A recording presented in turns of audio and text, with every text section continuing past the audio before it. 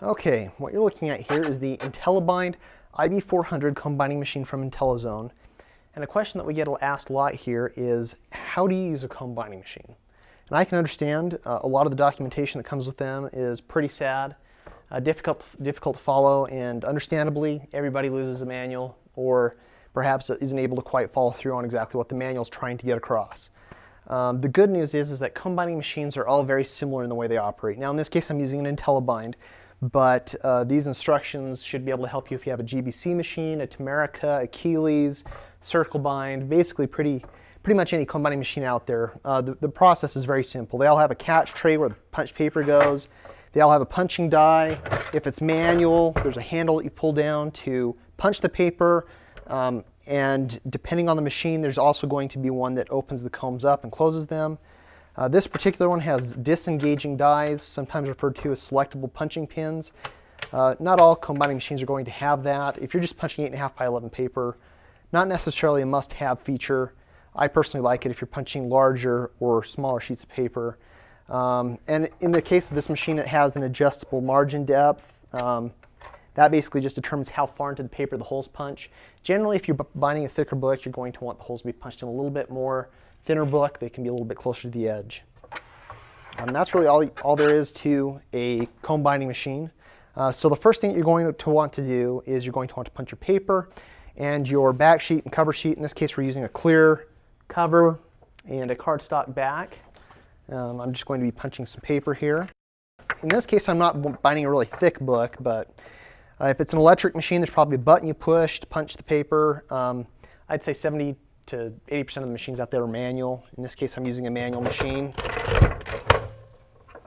This is a 19-ring plastic comb binding machine, which means along the 11-inch side of a sheet of paper, there are going to be 19 holes, which actually coincides with a 19-ring comb binding supply. So I'm going to punch a few more sheets. You just basically repeat the process until you punch all the paper. The amount that you can punch really just depends on the machine. Some can punch 10 to 12 sheets, others can punch up to 20 sheets at a time.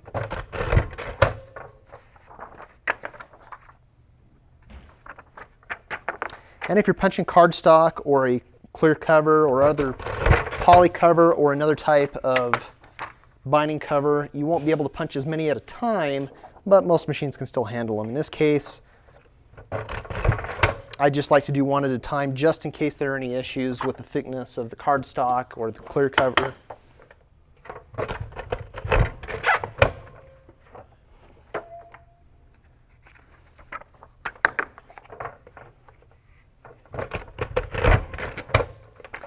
Okay, now what I'm going to do is I'm going to actually put the comb on the machine. Some machines have two handles, one for the punching, one for opening the combs. In this case, this machine actually pulls down to punch, pushes back to open the combs. So I'm going to put the comb on here. Very easy to do. You just slide it down the fingers here, push it up, opens up the comb fingers for you. I like to put the back sheet on. The back, basically just to line it up the way that you would normally bind a book. So I've got a clear cover on the front, cardstock on the back. I'm just going to slip it through the 19 fingers here. It's actually really easy to do. And then once you have the combs slipped through the punched holes, just close it back, and you've got yourself a comb-bound document. One thing I really like about comb binding is that the elements are inexpensive.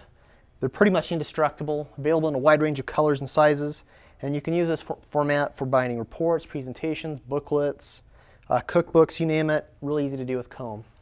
So there you have it, just a few easy steps. Punch a few sheets of paper, open the combs, a few adjustments on the machine, and you've bound a book.